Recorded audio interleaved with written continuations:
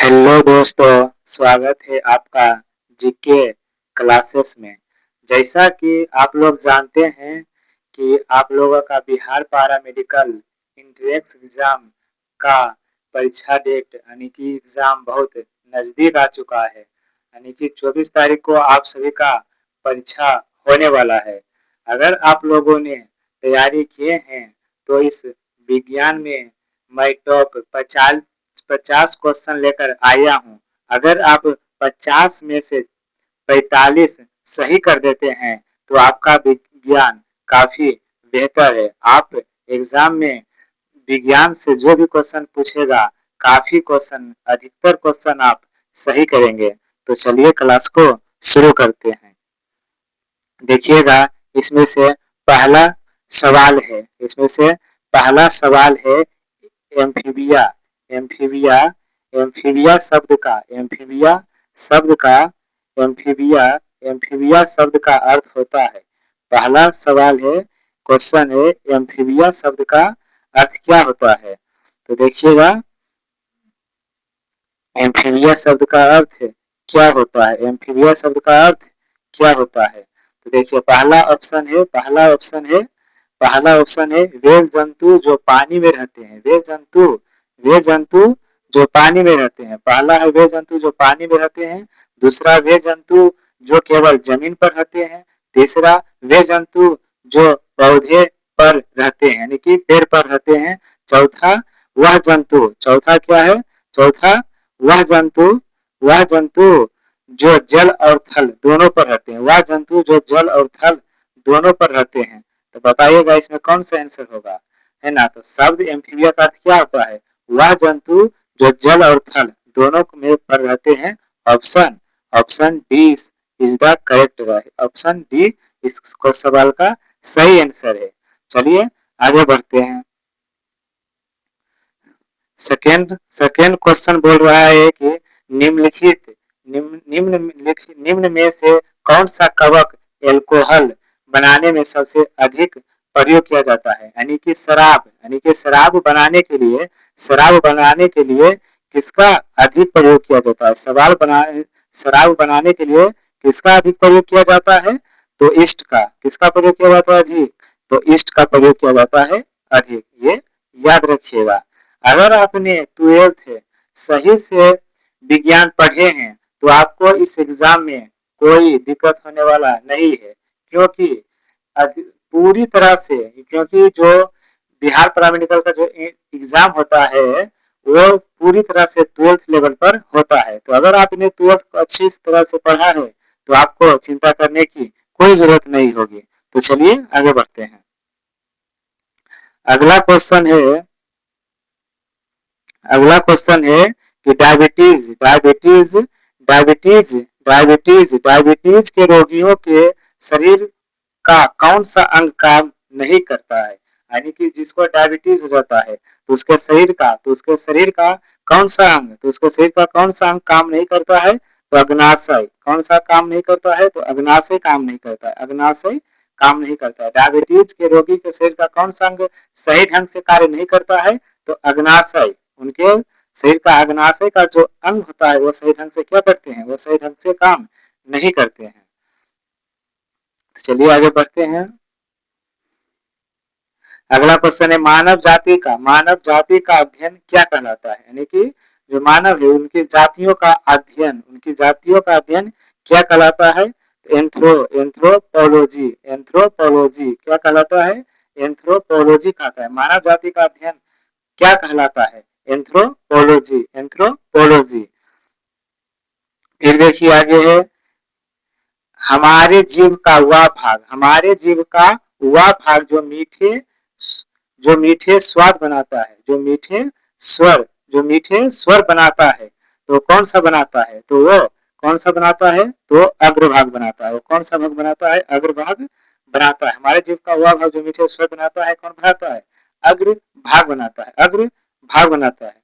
फिर देखिएगा सर्प किस वर्ग से संबंधित है। सर्प यानी कि सांप किस वर्ग से संबंधित है। याद रखिएगा जो रेंगने वाले जीव होते हैं उसे रेपेटिलिया वर्ग में उसे रेप्टिलिया वर्ग में रखा गया है।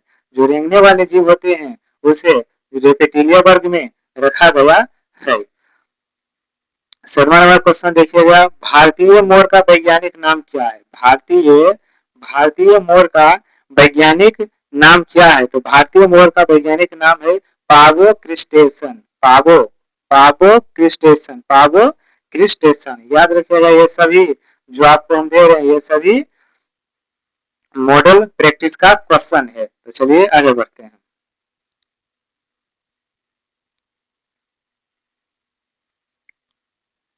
8वां नंबर क्वेश्चन बोल रहा है सर्वदाता रुधिर वर्ग का होता है, यानी कि सर्वदाता रुधिर किस वर्ग का होता है, यानी कि कौन सा वर्ग है जो सभी को रक्तदान कर सकता है।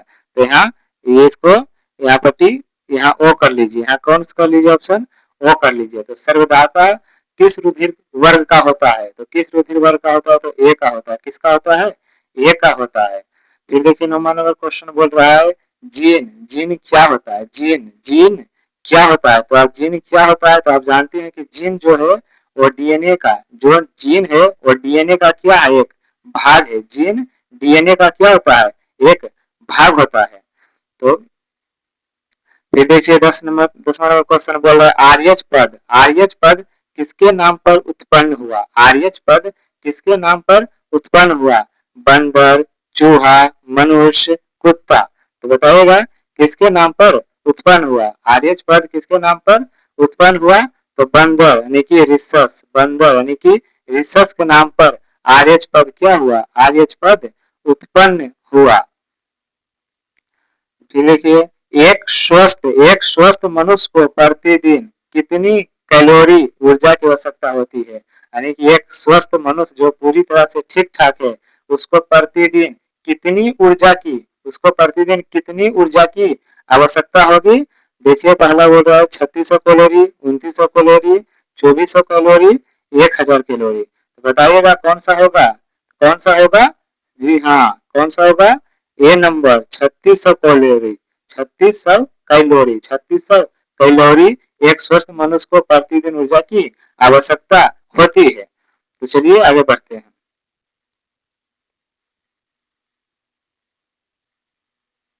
देखिए 12वां नंबर क्वेश्चन बोल रहा है कि शरीर में कार्बोहाइड्रेट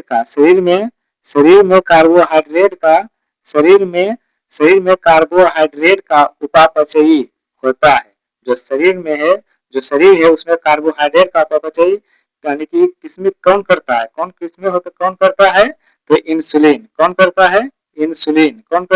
शरीर में कार्बोहाइड्रेट का उपापचयी कौन करता है? इंसुलिन। इसमें ग्लूकोज नहीं होगा, है ना, वैसोप्रोसिन नहीं होगा, ऑक्सीटोसिन नहीं होगा। कौन सा होगा? है ना, शरीर में कार्बोहाइड्रेट का उपापचयी कौन करता है? किसके द्वारा होता है? इंसुलिन के द्वारा होगा। ऑप्शन सी सही होगा।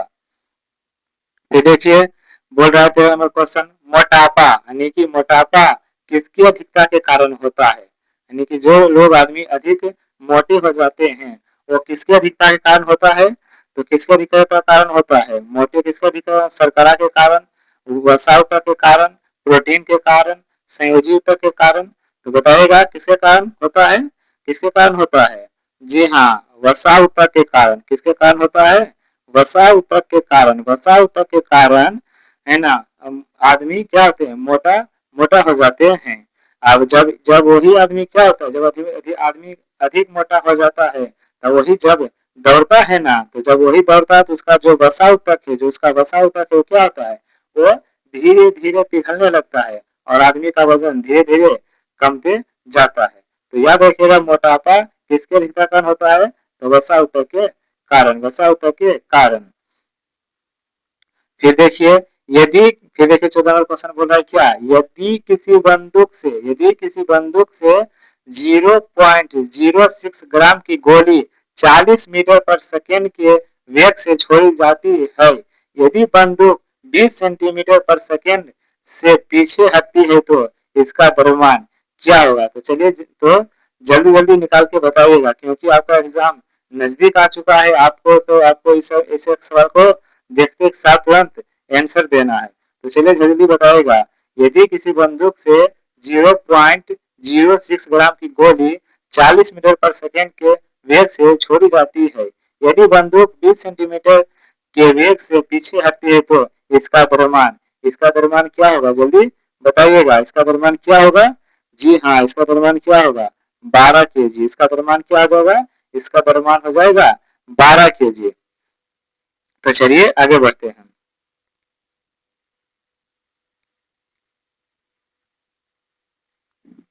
फिर देखिए 15 नंबर क्वेश्चन बोल रहा है निम्नलिखित में से किस में विद्युत संयोजन एवं संयोजन बंधन होते हैं।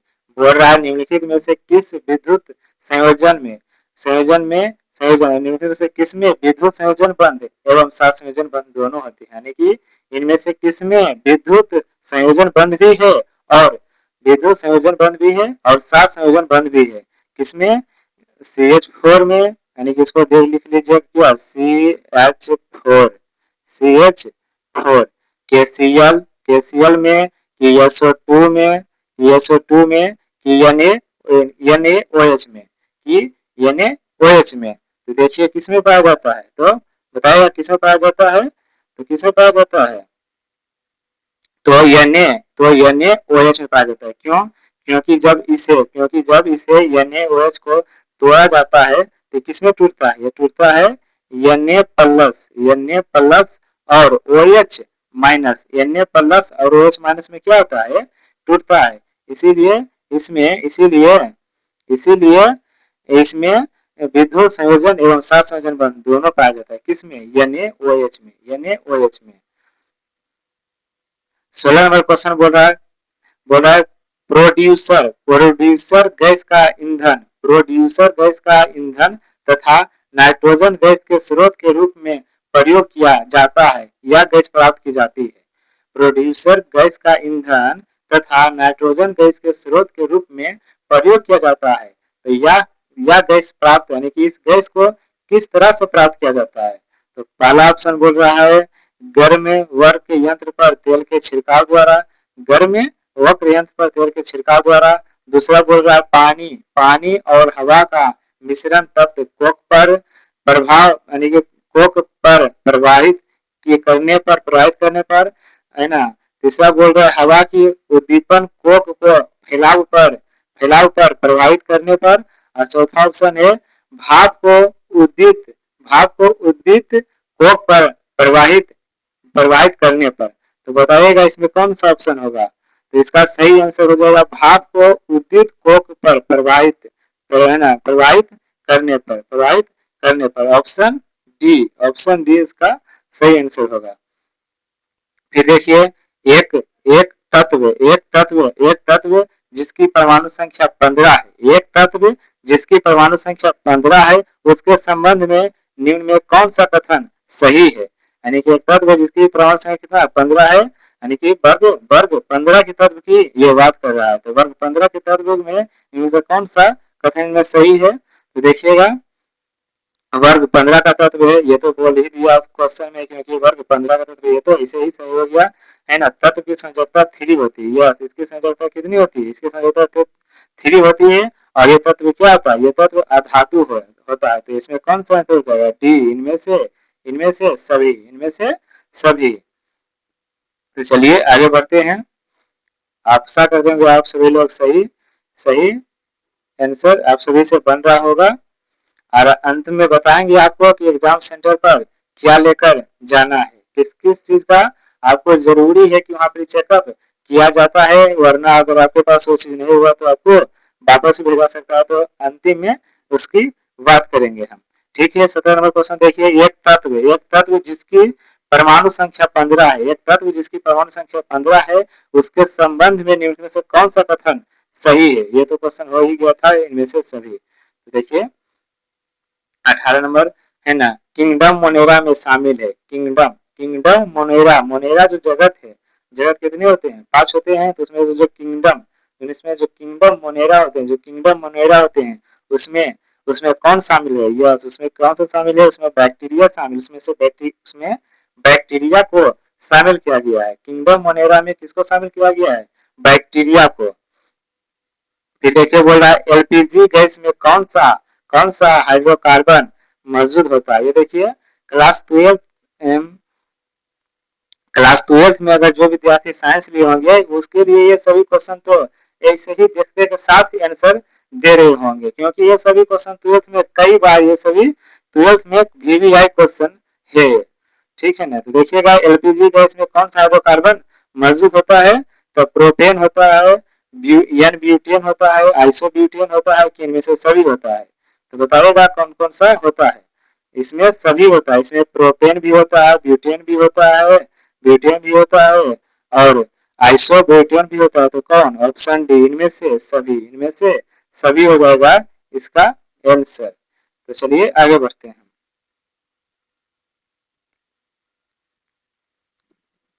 तो देखिए 20वां नंबर क्वेश्चन बोल रहा है मानव नेत्र में किस प्रकार का लेंस पाया जाता है। मानव नेत्र में किस प्रकार का लेंस पाया जाता है, उत्तल लेंस, अवतल लेंस, गोलाकार लेंस, या इनमें से कोई नहीं। तो मानव नेत्र में किस प्रकार का लेंस पाया जाता है, तो उत्तल लेंस। मानव नेत्र में किस प्रकार का लेंस पाया जाता है, तो याद रखिएगा मानव नेत्र में उत्तल लेंस पाया जाता है।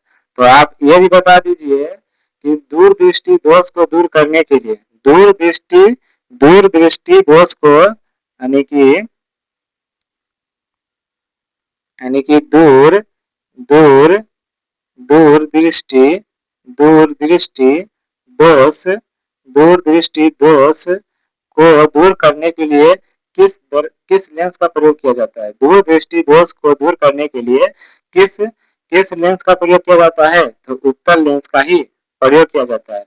दूरदृष्टि दोष को दूर करने के लिए किस लेंस का प्रयोग किया जाता है, तो उत्तल लेंस का प्रयोग किया जाता है। और ये भी बता दीजिएगा कि निकट दृष्टि दोष को दूर करने के लिए किस लेंस का प्रयोग किया जाता है। निकट दृष्टि दोष को दूर करने के लिए देखिए निकट दृष्टि दोष को दूर करने के लिए किस लेंस का प्रयोग किया जाता है, तो तब आप रखिएगा किसका, उत्तल लेंस का प्रयोग किया जाता है। किसका लेंस का, उत्तल लेंस का। और जिस व्यक्ति को निकट दृष्टि दोष और दूर दृष्टि दोष दोनों दोष होते हैं, तो उसको दूर करने के लिए किस लेंस का प्रयोग किया जाता है, तो उसको दूर करने के लिए याद रखिएगा, उसको दूर करने के लिए बाईफोकल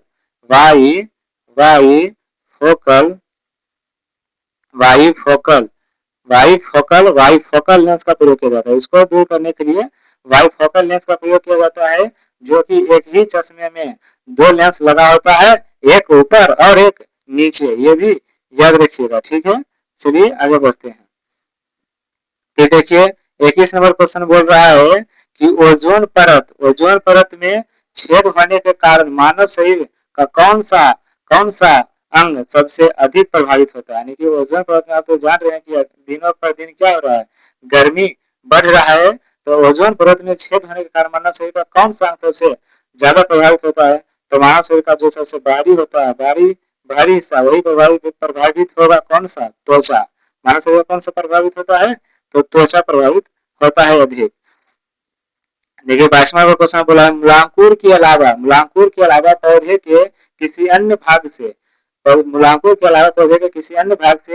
विकसित होने वाली है ना, पौधे मूलांकुर के अलावा पौधे के किसी अन्य भाग से विकसित होने वाली जगह क्या कहलाती है। यानी कि मूलांकुर के छोर के पौधे का अंश से विकसित हुआ तो उसको क्या कहेंगे, है ना, उसको कहेंगे तंतु में मूल कहेंगे, या अपस्थानिक कहेंगे, या एपिकॉलस कहेंगे, या एपिफिलक्स कहेंगे। तो उसको क्या कहेंगे, जल्दी बताइएगा। तो उसको क्या कहेंगे, उसको कहेंगे अपस्थानिक। उसको क्या कहेंगे, उसको कहेंगे अपस्थानिक कहेंगे, उसको अपस्थानिक कहेंगे। तो चलिए आगे बढ़ते हैं। देखिए 23 नंबर क्वेश्चन बोल रहा है कोशिका का आयतन बढ़ जाता है अगर बाहरी विलयन यानी कि बाह्य विलयन कैसा होना चाहिए। कोशिका का आयतन बढ़ जाता है अगर बाहरी विलयन कैसा हो, और बाहरी विलयन कैसा हो, है ना, हाइपरटोनिक हो या हाइपोटोनिक हो या आइसोटोनिक हो या कोशिका द्रव्य गाढ़ा हो। जल्दी बताइएगा क्या कौन सा होगा, तो कौन सा होगा, तो आइसोप्रोटोनिक होगा। क्या सा होगा, आइसोप्रोटोनिक। कोशिका का आयतन बढ़ जाता है अगर ब्रैड विलियन कैसा हो, ब्रैड विलियन कैसा हो तो आइसोप्रोटोनिक हो, आइसोप्रोटोनिक हो तो उसका क्या होता है, उसका क्या होता है, आयतन बढ़ जाता है। फिर देखिए बोल रहा है पौधे में नस्लों में सुधार करने का लक्षण उत्पादित करना है, यानी कि जब जो पौधे होते हैं उसमें यानी कि सुधार करने की जरूरत है, तो उसमें कौन कौन सा सुधार पौधे में क्या किया जा सकता है। पहला ऑप्शन है रोग मुक्त प्रजातियां, रोग मुक्त प्रजातियां, अधिक उपज देने वाली प्रजातियां, शीघ्र परिपक्व होने वाली प्रजातियां या उपयुक्त सभी। तो देखिए रोग मुक्त भी पौधा होना बहुत जरूरी है और अधिक उपज होना भी पौधे क्या है, बहुत जरूरी है, और शीघ्र परिपक्व होने वाली प्रजातियां भी चाहिए, यानी कि इसका मतलब क्या, इनमें से, तो इसका सही आंसर होगा क्या, इनमें से सभी, इनमें से सभी। तो चलिए आगे बढ़ते हैं। 25 नंबर क्वेश्चन बोल रहा है अस्टाइटम, अस्टाइटम, अस्टाइटम जर्मिनेटिव्स, अस्टाइटम जर्मिनेटिव बस किस प्रकार के उपकला का एक उदाहरण है ना। अस्टाइटम जर्मिनेटिव्स किस किस प्रकार के किस प्रकार के किस प्रकार के किस प्रकार के किस प्रकार के उपकला का एक उदाहरण है। तो पहला देखिए क्यूवाइडल एपिथीलियम, क्यूवाइडल एपिथीलियम या सीलिएटिक एपिथीलियम, स्तंभकार उपकला या पपड़ीदार उपकला। तो बताइएगा जल्दी से कि कौन सा इसका आंसर होगा सही। तो जी हाँ ऑप्शन सी कौन सा होगा, स्तंभकार, स्तंभकार कौन सा होगा, स्तंभकार, स्तंभकार, स्तंभकार, स्तंभकार उपकला होता है, कौन सा हो जाएगा, स्तंभकार उपकला। ठीक है, तो ऑप्शन इसका सी, ऑप्शन सी इसका क्या होगा, राइट होगा। तो देखिए 26 नंबर क्वेश्चन बोल रहा है एड्रेस, एड्रेस एक है ना, एड्रेस है ना, एड्रेस एक घातक बीमारी है, एड्रेस, एड्रेस एक घातक बीमारी है जो किसके द्वारा होता है, एड्रेस एक घातक बीमारी है जो किसके द्वारा होता है, तो किसके द्वारा होता है, तो बताइएगा किसके द्वारा होता है। तो किसके द्वारा होता है, प्रोटोजुआ के द्वारा होता है कि एक कवक के द्वारा होता है कि एक जीवाणु के द्वारा होता है कि एक विषाणु के द्वारा होता है। तो बताइएगा किसके द्वारा होता है, तो एक विषाणु के द्वारा होता है क्या, एड्रेस, एड्रेस एक बीमारी, घातक बीमारी जो किसके द्वारा होता है, एक विषाणु के द्वारा है ना, किसके द्वारा होता है, एक विषाणु के द्वारा। फिर देखिए 27 नंबर क्वेश्चन बोल रहा है कोई बल किसी 10 केजी वस्तु में 15 मीटर पर सेकेंड स्क्वायर का त्वरण उत्पन्न करता है। कोई बल किसी 10 केजी वस्तु में 15 मीटर पर सेकेंड स्क्वायर का त्वरण उत्पन्न करता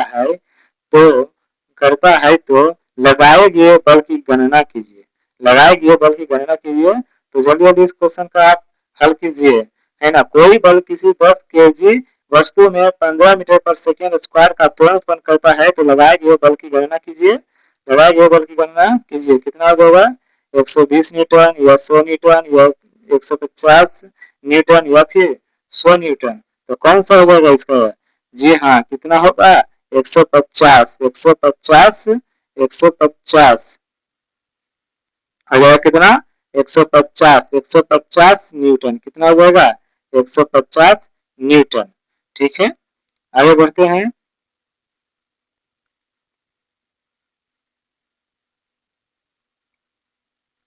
देखिए 28 नंबर क्वेश्चन बोल रहा है बोरिक अम्ल, बोरिक अम्ल, बोरिक अम्ल है, बोरिक अम्ल क्या है, बोरिक अम्ल क्या है, बोरिक अम्ल क्या है, मृदु प्रतिरोधी है, रोगाणुनाशी है, तेल प्रतिरोधी है या प्रतिजैविक है।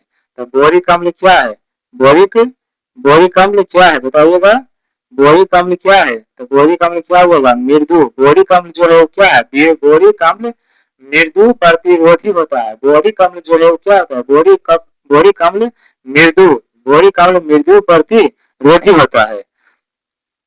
29 नंबर क्वेश्चन बोल रहा है निम्नलिखित तत्वों में से किसका आयतन विभव सबसे कम है, निम्नलिखित तत्वों में से किसका सबसे आयतन विभव कम है, तो किसका है, सोडियम का, सीएस का, एफ का या आयोडीन का। तो किसका हो जाएगा, तो किसका हो जाएगा बताइएगा जल्दी, तो किसका हो जाएगा, इसका ऑप्शन बी सही हो जाएगा, सीएस का, किसका हो जाएगा, सीएस का। निम्नलिखित तत्वों में किसका आयतन विभव सबसे कम है, तो CH का। देखिए 30 नंबर क्वेश्चन बोला है मानव युग्मनज और मानव शुक्राणु, मानव युग्मनज और मानव शुक्राणु में गुणसूत्रों की संख्या का अनुपात क्या होता है। तो जो मानव युग्मनज है और मानव शुक्राणु है उसमें जो गुणसूत्रों की संख्या होती है वो कितनी होती है, वो 2:1 के रूप में होती है। कितनी होती है, 2:1 के रूप में, यानी कि ऑप्शन 20 का क्या होगा, ऑप्शन 20 का सही होगा। मानव युग्मनज और मानव शुक्राणुओं में गुणसूत्रों की संख्या का अनुपात क्या होगा, तो 2:1 होगा, 2:1 होगा। देखिए 31 नंबर क्वेश्चन बोला है ट्राइटियम, ट्राइटियम निम्न में से किसका समस्थानिक है। ट्राइटियम निम्नलिखित में से किसका समस्थानिक है, कार्बन का है, हाइड्रोजन का है, ऑक्सीजन का है, यूरेनियम का है। तो ट्राइटियम निम्न में से किसका समस्थानिक है, तो जो ट्राइटियम है वो हाइड्रोजन का समस्थानिक है। किसका समस्थानिक है, किसका समस्थानिक है, हाइड्रोजन का। किसका समस्थानिक है, हाइड्रोजन का। ट्राइटियम निम्न में से किसका समस्थानिक है, तो हाइड्रोजन का। तो चलिए आगे बढ़ते हैं। आशा करते हैं कि कितना आप सभी को क्या समझ में आ रहा होगा। तो देखिए 32 नंबर क्वेश्चन बोल रहा है कि कौन कौन सा कोयला सबसे उत्तम प्रकार का कोयला होता है। कौन सा कोयला, कौन सा कोयला, कौन सा कोयला सबसे उत्तम प्रकार का कोयला होता है। पहला है बिटुमिनस कोयला, एंथ्रेसाइटिक कोयला, लिग्नाइट कोयला, इनमें से कोई नहीं। तो जल्दी इसका आंसर दीजिए, है ना। कौन सा कोयला सबसे उत्तम प्रकार का कोयला होता है, कौन सा कोयला होता है, एंथ्रा। तो कौन सा होता है, एंथ्रा, एंथ्रासाइट। कौन सा कोयला, एंथ्रासाइट कोयला होता है, एंथ्रासाइट कोयला। ये नहीं कि वीडियो अपलोड हो ले तो उसका आंसर नहीं देंगे। आप वीडियो अपलोड हो भी है तो उसका आंसर कमेंट में देते रहिए, उससे आपको क्या होगा, उससे आपको क्लियर होगा क्वेश्चन इन, ठीक है ना। ये नहीं कि जब लाइव होगा तब ये ऐसे भी देंगे तो आपका क्या होगा, आपका भी क्लियर होगा। तो चलिए आगे बढ़ते हैं। अस्टूडो अस्टूडो स्टेफिक अस्टूडो अस्टूडो स्टेटिफाइडस अस्टूडो स्टेटिफाइडस एपिथेलियम अस्टूडो स्टेटिफाइडस एपिथेलियम पाया जाता है। तो कहाँ पाया जाता है, तो है ना एसोफेगस में, मूत्र पथ में, ट्रेकिया और ब्राइन ब्राइन भाग में या किडनी में। तो अस्टूडो स्टेटिफाइडस एपिथेलियम एपिथेलियम कहाँ पाया जाता है, तो जी हाँ कहाँ पाया जाता है, तो ट्रेकिया और ब्राइन भाई, ट्रेकिया और ब्राउन, ट्रेकिया और ब्राउन भाई में, ट्रोक्रिया और किसमें, ट्रोक्रिया और ब्राउन, ट्रोक्रिया और ब्राउन भाई में, ट्रोक्रिया और ब्राउन भाई में क्या होता है, पाया जाता है। फिर देखिए 34 नंबर क्वेश्चन बोल रहा है क्या, शक्ति का ऐसा मात्रक, शक्ति का यह समात्रक क्या होता है। शक्ति का ऐसा मात्रक न्यूटन, वाट, वोल्ट या वाट या जूल। तो शक्ति का ऐसा मात्रक क्या होता है, शक्ति का ऐसा मात्रक होता है वाट। शक्ति का ऐसा मात्रक क्या होता है, शक्ति का ऐसा मात्रक होता है वाट। शक्ति का ऐसा मात्रक क्या होता है, वाट। देखिए बोल रहा है ताप बढ़ने से चालक का प्रतिरोध क्या होता है। ताप बढ़ने से चालक का प्रतिरोध बढ़ता है, घटता है, बढ़ता घटता नहीं है, इनमें से कोई नहीं। तो याद रखिएगा ताप बढ़ने से चालक का प्रतिरोध क्या होता है, बढ़ता है। ताप बढ़ने से चालक का प्रतिरोध बढ़ता है, क्योंकि जो ये चालक है वो जो चालक है वो प्रतिरोध के क्या होता है, वो प्रतिरोध के डायरेक्ट समानुपाती होता है, इसीलिए क्या होता है, इसीलिए इसका प्रतिरोध क्या होता है, बढ़ता है। लेकिन एक बात और भी याद रखिएगा, अगर आपको आप अगर ट्वेल्थ में पढ़े होंगे तो एक क्वेश्चन जरूर आपने गलती हो गई कि ताप गलती किए हो सकते हैं कि ताप बढ़ने से अर्धचालक का, ताप बढ़ने से अर्ध अर्धचालक का अर्धचालक का अर्धचालक का प्रतिरोध क्या होता है। तो ताप बढ़ने से अर्धचालक का प्रतिरोध क्या होता है, घटता है। ये दोनों थोड़ा याद रखिएगा, यहाँ कंफ्यूजन नहीं कीजिएगा। ताप बढ़ने से चालक का प्रतिरोध बढ़ता है, लेकिन ताप बढ़ने से अर्धचालक का प्रतिरोध घटता है। क्यों, क्योंकि जो चालक होता है ना, 1/r के क्या होता है, अर्धचालक के क्या होता है, ये अर्धचालक का क्या होता है, ये इसके है ना, इसके व्युत्क्रमानुपाती होता है, इसीलिए क्या होता है, इसीलिए घटता है। तो ये याद रखिएगा, ठीक है। चलिए क्या आगे बढ़ते हैं।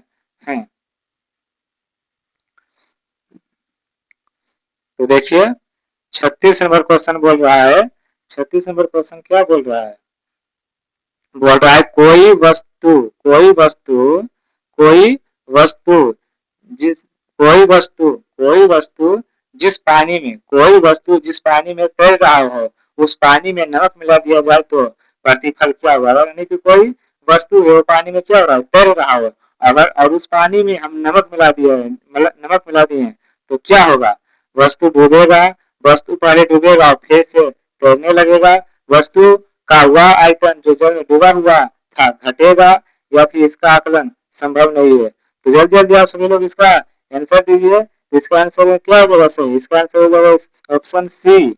ऑप्शन सी, वस्तु का वस्तु का वस्तु का वस्तु का वह आयतन जो जल में डूबा हुआ था घटेगा। वस्तु का वह आयतन है ना, वस्तु का वह आयतन जो जल में डूबा हुआ रहेगा वो क्या होगा, घटेगा। वो क्या होगा, घटेगा। ये भी क्या होगा, याद रखिएगा, ठीक है ना। वस्तु का आयतन जो जल में डूबा हुआ होगा वो क्या होगा, घटेगा। देखिए 37 नंबर क्वेश्चन बोल रहा है ब्यूटेन जिसका अणुसूत्र, ब्यूटेन जिसका अणुसूत्र C4H10 है। ब्यूटेन जिसका अणुसूत्र C4H10 है ना। कितने कितने में कितने सहसंयोजन बंधन है ब्यूटेन, ब्यूटेन जिसका अणुसूत्र C4H10 है, कितने सहसंयोजन बंध उसमें पाया जाता है, 10 है, 13 है, 9 है या 18 है। तो याद रखिएगा उसमें कितने होते हैं, उसमें कितने होते हैं, उसमें 13। Option B is the correct correct answer है ना। 37 के बी सही है। फिर देखिए बोल रहा है 38 नंबर, जब किसी वस्तु को हवा में ऊपर की ओर फेंका जाता है, यानी जब कोई वस्तु है उसको हवा में ऊपर की ओर फेंका जाता है तो वस्तु द्वारा तय परिपथ होता है।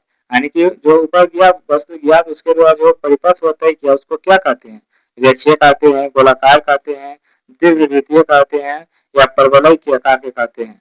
तो जल्द से इसका आंसर दीजिएगा, क्या कहलाता है, तो क्या कहलाता है वो, परवलय, परवलय के आकार की कहलाता है। क्या कहलाता है, परवलय के आकार की कहलाता है। तो आशा करते हैं आप सभी लोग क्या होगा, अब सभी से ये सभी क्वेश्चन बन रहा होगा, क्योंकि ऐसे ये सभी आपने पढ़े होंगे तो ये सभी तो क्वेश्चन आसानी से ही आप सभी का बनना चाहिए। तो चलिए आगे बढ़ते हैं।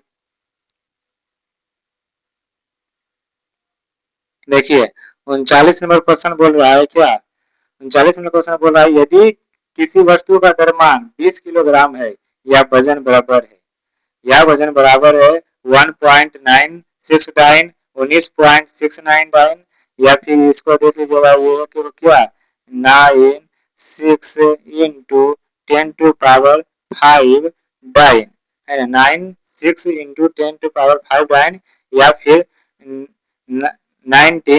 1960 न्यूटन। तो बताइएगा इसका कौन सा आंसर सही होगा, इसका कौन सा आंसर सही होगा, जल्दी से आप सभी लोग उत्तर दीजिएगा कमेंट में। तो कौन सा आंसर हो जाएगा, जी हाँ इसका option C 196 into 10 to power 5 dyne is the correct answer हो जाएगा इसका। आगे देखिए, यदि एक हीमोफिलस पुरुष और एक समान स्त्री का विवाह होता है तो संतान होगी।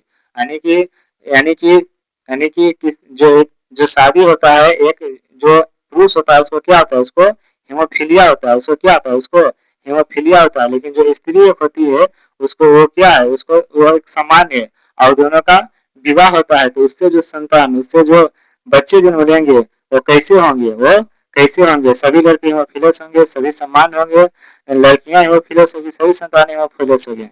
तो बताइएगा जल्दी कौन सा होगा, तो सभी समान हो जाएंगे, सभी समान हो जाएंगे। फिर देखिए 41 नंबर क्वेश्चन बोल रहा है मधुमक्खी पालन क्या कहलाता है।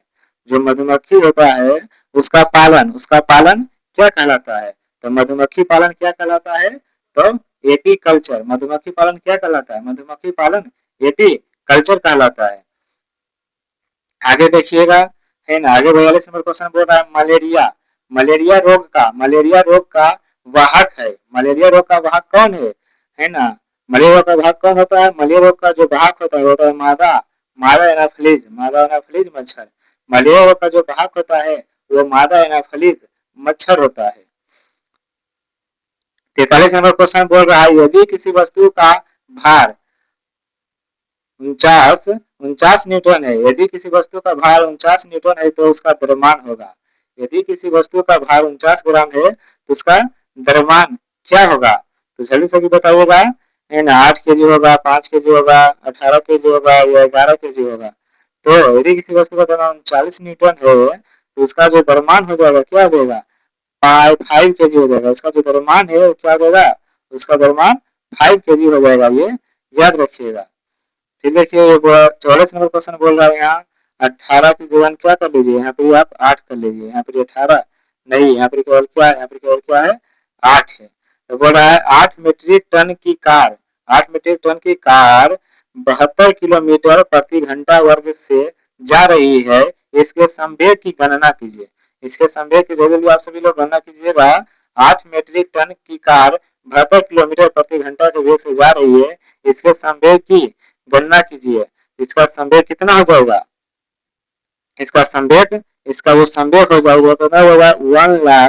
1,60,000, 1,60,000 है ना। इसमें किसी भी प्रकार का मात्रा का जिक्र नहीं किया गया है, तो केवल बोल रहा है तो कितना हो जाएगा? तो हो जाएगा 1,60,000। ठीक है, आगे देखिए। जंतु जंतु चारकोल प्राप्त होता है। जंतु जो चारकोल होता है वो प्राप्त होता है किसके द्वारा? हड्डियों के भंजक से, हड्डियों के भंजक आसवान से, वायु के संपर्क में जंतुओं की हड्डियों को जलाने से, जंतु के मांस के जलाने से, या वायु की अनुपस्थिति में जंतुओं की हड्डियों को जलाने से। तो जल्दी इसका आंसर दीजिएगा, बताइएगा कौन सा होगा? तो आपका ऑप्शन डी बिल्कुल सही हो जाएगा। वायु की अनुपस्थिति में जंतुओं की हड्डियों को जलाने से, वायु की अनुपस्थिति में जंतुओं की हड्डियों की जलाने से क्या होता है? जंतु चारकोल प्राप्त होता है। जंतु चारकोल प्राप्त होता है। 46 नंबर क्वेश्चन बोला विद्युत प्रतिरोधकता का ऐसा मात्रक क्या होता है? विद्युत प्रतिरोधकता का जो ऐसा मात्रक होता है वो क्या होता है? ओम मीटर होता है। विद्युत प्रतिरोधकता का ऐसा मात्रक क्या होता है? ओम मीटर होता है। और वही केवल प्रतिरोध के पूछता है तो क्या होता है? ओम होता है। वही केवल प्रतिरोध के पूछता है तो क्या होता है? ओम होता है। ठीक है, तो आगे बढ़ते हैं।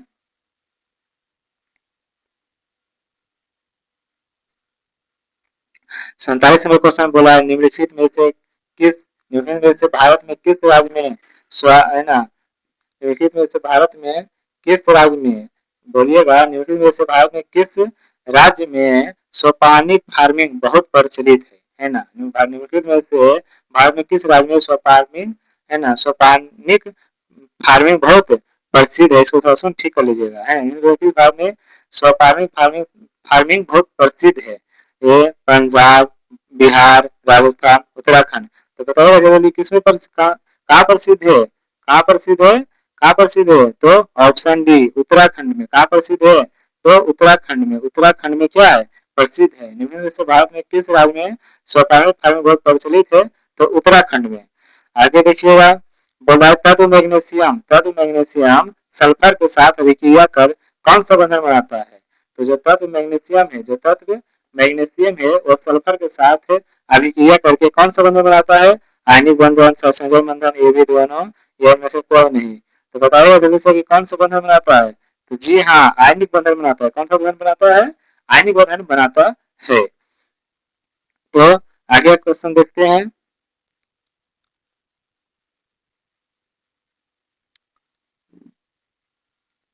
39 नंबर क्वेश्चन बोल रहा है छुई मुई पौधे जानते हैं, उसको छुएंगे ना उस पौधे को, छुई मुई पौधे को, तो तुरंत ही मुरझा जाता है।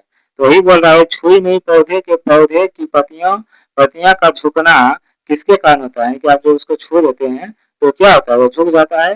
तो किसके कारण झुकता है? तो है ना, टर्गर दबाव के कारण होता है, या अंतर क्षरण के कारण होता है, या प्लाज्मोलिसिस के कारण होता है, या फिशन के कारण होता है? तो जल्दी जल्दी बताइएगा किसके कारण होता है? तो जी हाँ, टर्गर दबाव में परिवर्तन के कारण होता है। टर्गर दबाव में परिवर्तन के कारण छुई मुई का पौधा जो होता है क्या होता है? मुरझा जाता है, झुक जाता है। तो 50 नंबर क्वेश्चन बोल रहा है राइबोसोम किसके लिए केंद्रक है? राइबोसोम जो है किसके लिए केंद्रक है? तो ये तो सभी लोग जानता होगा, प्रोटीन संश्लेषण के लिए। किसके लिए है? प्रोटीन संश्लेषण के लिए। और ये भी याद रखिएगा कि दलहन दलहन दलहन के पौधे के जड़ में कौन सा जीवाणु पाया जाता है? तो कौन सा जीवाणु पाया जाता है? तो राइबोसोम जीवाणु पाया जाता है। कौन सा जीवाणु पाया जाता है? तो राइबोसोम जीवाणु पाया जाता है। ये भी याद रखिएगा।